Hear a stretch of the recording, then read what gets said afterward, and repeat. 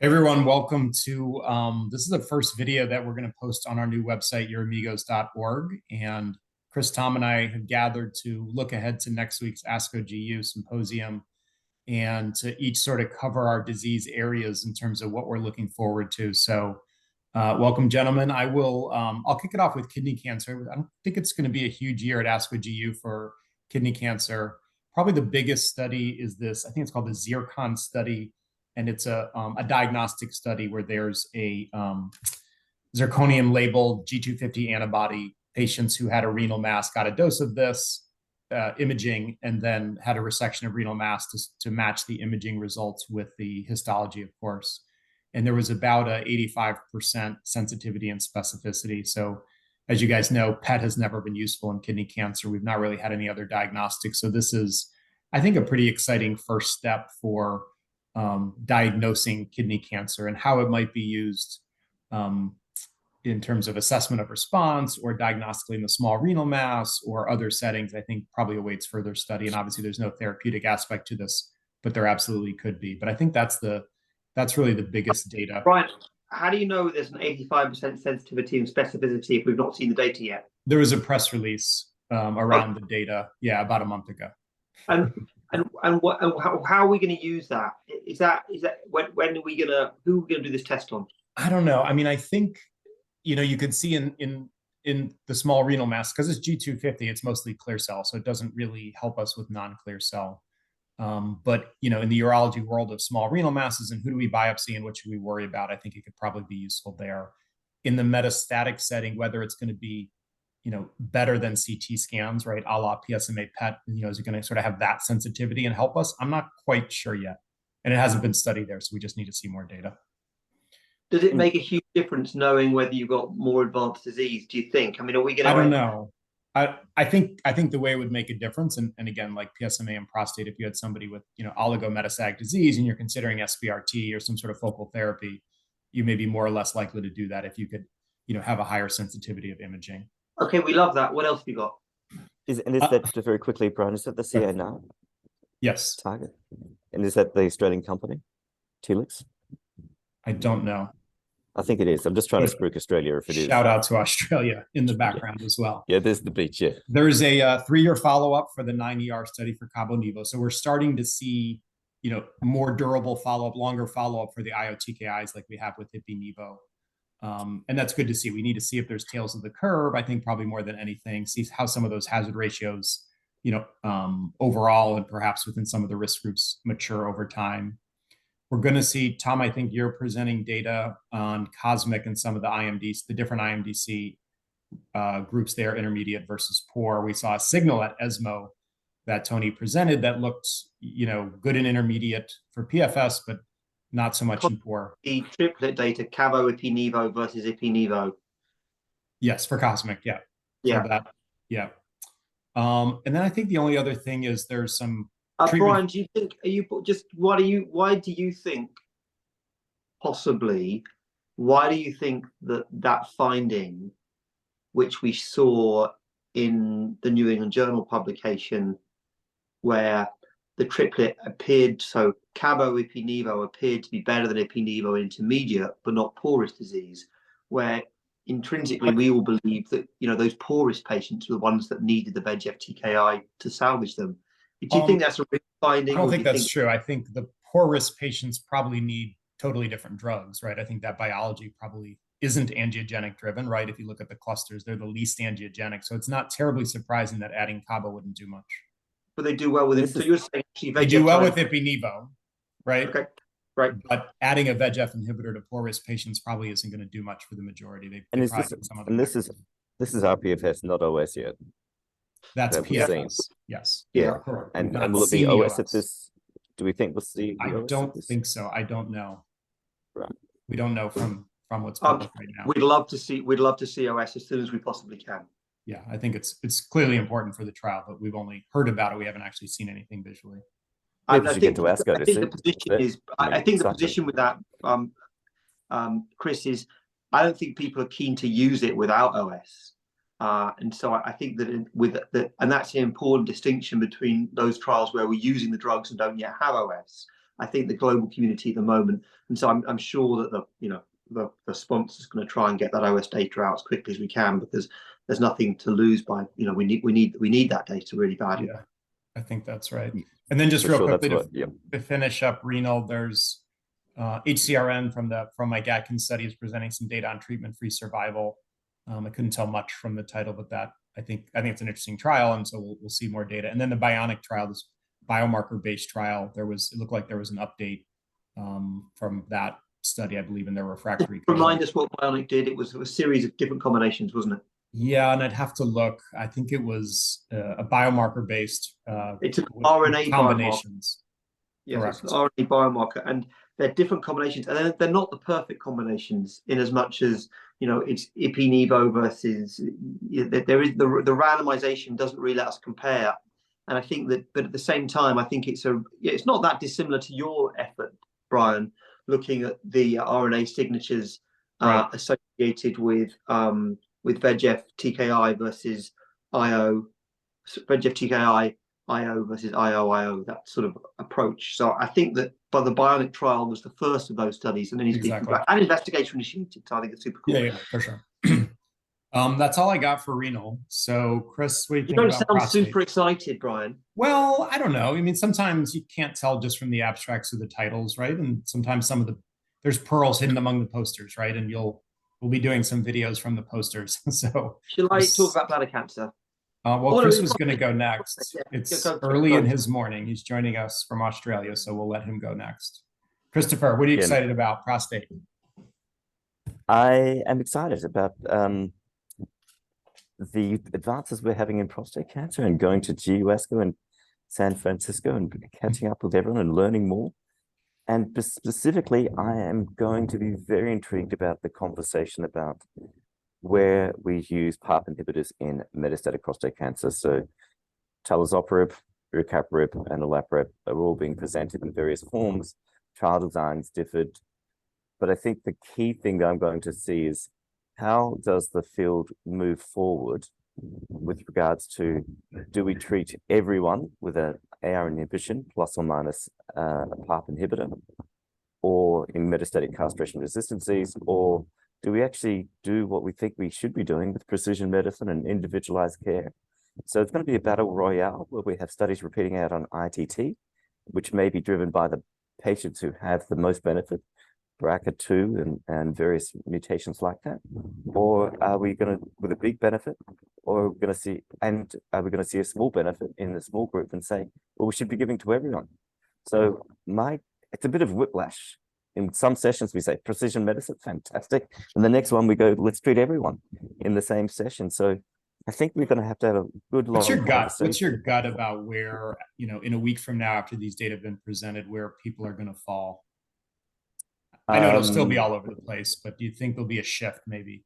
In the knowledge you don't know any data. I don't know the data. I think I'm back in Australia, so I'm saying the word data now with an R. So my honest thinking is we're going to be really confused, because we're using the advanced hormones in the hormone sensitive setting. And so all these studies are with the advanced hormones without a PARP inhibitor are in the metastatic setting. So castration resistant. So first of all, the patients who are going to be eligible for this will have progressed on testosterone suppression. ADT alone may have had docetaxel and entering CRPC to start ABI. And then, so I think the data will be very strong and strong enough to support the use of abiraterone and olaparib, I guess, because the RPFS is so strong. But I think the RPFS will be quite low for the patients who do not have the mutation profile. And I think the question is, if you do choose to do the combination without the biomarker, are you preventing them getting other combinations of abiraterone or advanced hormones plus other new biomarkers that may emerge that are much more potent and better in that setting? So I think there'll be patients who will enter the CRP space who'll be candidates for abiraterone and have a BRCA2 mutation, and there'll be strong data to add PARP inhibitor. Let's see how we are in 2 weeks' time. Yeah.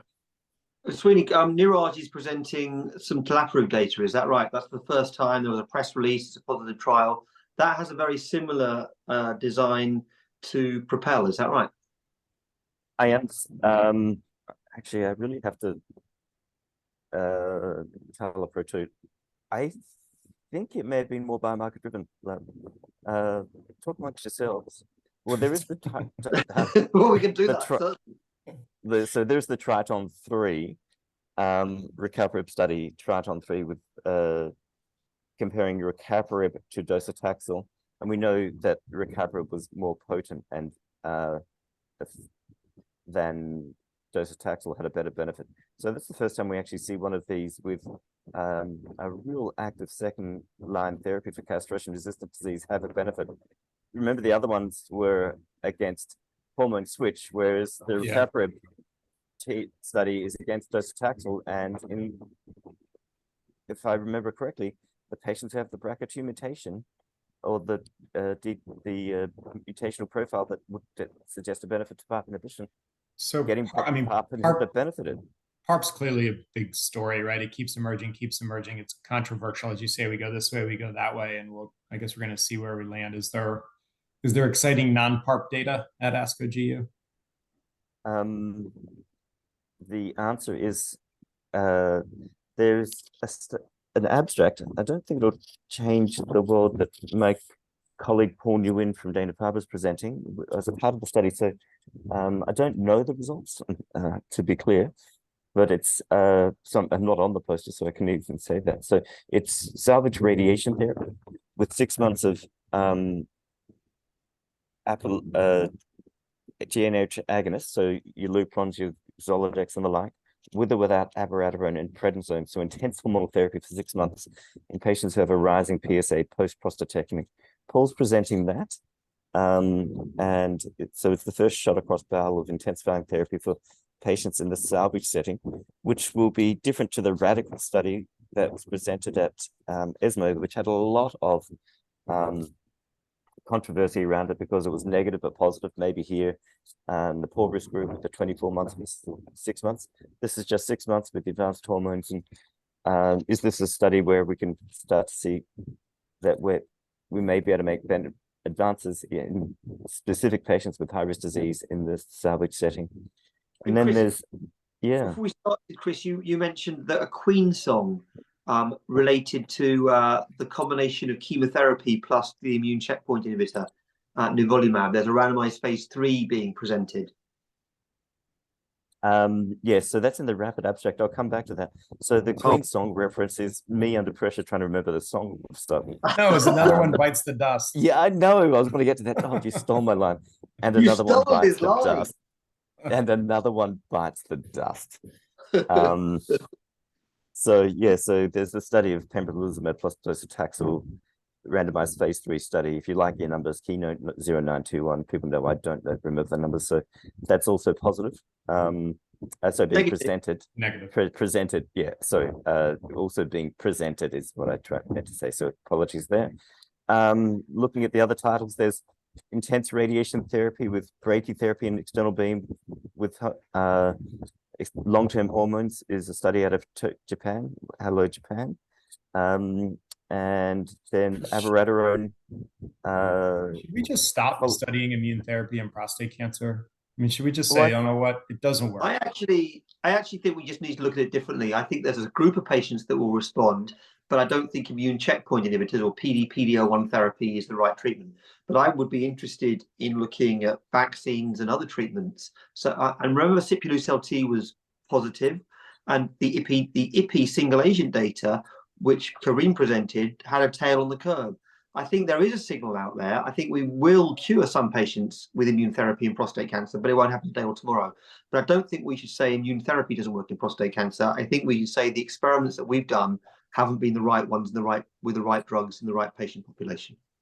Can I double down on that and say we really need to double down on finding who are the patients with the right immune profile and use the right immune therapy for that drug.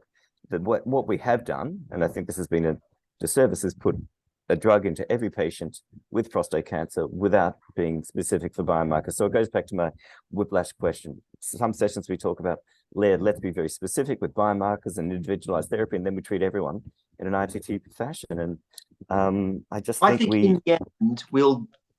in the end we'll use a select biomarker. I don't think the current biomarker panels for PARP are the right biomarker. I don't think ATM, for example, is particularly useful, but I think the biomarker strategy will stand the test of time with PARP inhibition in prostate cancer. I agree with you. I don't think in the end the ITT population is the right answer.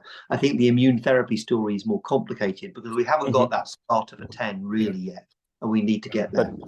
But we as investigators need to really start pushing that. With our PARP inhibitor story, with our immune therapy story, we've just treated everyone and we've just got on board with the ITT approach and treat everyone without really pushing and say, no, we need to do the hard work and do get the biomarkers first. But we are learning, Chris, provided we are learning again and again and again. I agree. We have done a little bit of that, but I think we're learning. And I'll come back to that was a long way for me to try and pull up the Tullers opera design. Yes, it is all comers. It is all comers. I think it is, yeah. All right, want to finish up prostate? Tommy, you want to take us home with bladder? Terrific. It's my turn. I feel like I've been very patient. I'm very grateful for that. Never. I know, you haven't right? been patient. So look, I think there is the InVigor 130 trial. That study is chemotherapy plus atezolizumab versus atezolizumab alone versus chemotherapy, frontline metastatic urothelial cancer, and it's the final analysis. They've split it into two presentations, and both are oral presentations. The trial's a negative study from an overall survival perspective. We know it's already positive for PFS. The hazard ratio in the mid 0.8s, and we already know the OS signal was also in the 0.8s. And now we're seeing the final analysis, which I guess is another extra couple of years of follow-up. The press release suggests the overall survival signal was negative. Because of the statistical analysis plan, the monotherapy atezolizumab arm, which was testing atezolizumab in PD-L1 positive patients, was never actually formally tested because all the alpha was spent on the chemotherapy combination arm. And so we've got a second presentation, which I guess won't have p-values or will have nominal p-values, which aren't statistically meaningful, which will tell us about that provocative data, which has been presented previously, which shows in the 25% of patients who are PDL positive with the IC142 biomarker, SP142 biomarker, showing that atezolizumab outperforming chemotherapy. And has that trend continued? Wouldn't that be interesting? Of course, the PD-L1 biomarker is incredibly controversial because that 142 biomarker didn't work in the second line setting and it didn't work in the adjuvant setting. So why would it work in the frontline metastatic setting? Does that make a lot of sense? And so I think that's, for me, that's going to be really interesting. But I don't think, my feeling is it's not going to be practice changing. Yeah, I was just going to ask you, Tom, I mean, even if it says that G in that subset of PD-L1 positive, you can get long-term benefit with the Tezo mono. As you have said, it's a pretty unreliable biomarker. We think chemo and then maintenance avelumab as of now is the standard of care. So even if the data is compelling, are you going to give single agent Tezo to your PD-L1 positive patients? But no, I'm not going to do that. Yeah. And I'm fewer and fewer people are. And I think, of course, the FDA has kind of to some extent come out and said it's not super keen on that. And of course, the trial's negative, and the ODAC meeting recently, pembrolizumab had its label changed because this trial isn't positive either. I'm guessing, I don't know the answer to this, but I'm guessing atezolizumab is also going to be confined to platinum ineligible patients. And so I think the monotherapy story is grinding to a halt, but the beauty of it is it's grinding to a halt at exactly the time the EV Pembro story is arriving. So I think there is something attractive there. I think the second data, which I'm interested in, and I'm going to sound like a broken record here, is I'm interested in the adjuvant nivolumab study. We're seeing another update with that. We'd love to see the overall survival signal again, really important. We do need to see that survival signal at some point. We know that the statistical plan, is waiting for events, but we also know it's a secondary endpoint, not a primary endpoint. And we know, of course, once the trial is positive, you can change your statistical plan. You can spend a tiny amount of alpha to have a quick look. It'll never be positive, but we get an up. So I think it's really important we see that at some point, and I'm excited about that as well. I'm not sure the overall survival signal is going to be there, but there'll be other data, I guess, other secondary endpoints will be presented. And of course, we'll see the longer follow-up of that data, particularly the PD-L1 positive subgroup. Remember, the EMA and FDA have gone in different directions.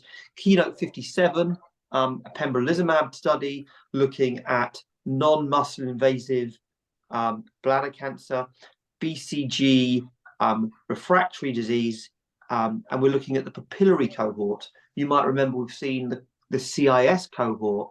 We're now looking at the papillary cohort. Not much data on papillary disease in this refractory setting, BCG refractory setting, but really, I think novel and exciting. I'm very excited about that as well. And then there are a couple of bits which I'm excited about in the rapid oral session. We're seeing some ctDNA data in non-muscle in muscle invasive bladder cancer in early disease. We haven't seen that earlier disease before in a robust manner, and we're really excited about that. And then we're seeing a little bit of updated data on sacituzumab govitecan, which I think is important. You might remember at the moment the data looks like the response rates are tracking a little bit lower than we've seen with EV. Single agent 27% rather than 40%, relatively small numbers. And we've seen a bit of, and we're going to see more Dan Petrolax presenting some more data for SG, which is, I hope, going to be reassuring. Remember, there's the big randomized phase 3 study just around the corner of SG versus chemotherapy in immune and platinum refractory disease, which we hope is going to be positive and become approved. Are we going to see any EV Pembro data? We saw a bunch at ESMO. Any here, do you know? I've looked through the abstracts, and there may be some updated data on that, but there isn't any top line data. I imagine it's going to be very similar to what we've seen before if there is a salami cut of that data, a reproduction of that data. Thank you for the term salami cut. I wasn't sure we'd get to it. All right, gentlemen, what do you think? I think that's a wrap. That's a pretty good. I think it's good. It's good. Chris, thanks very much. It's going to be pretty exciting. We'll see you all next week in San Francisco. Safe travels, everyone. Bye-bye. We'll see you there.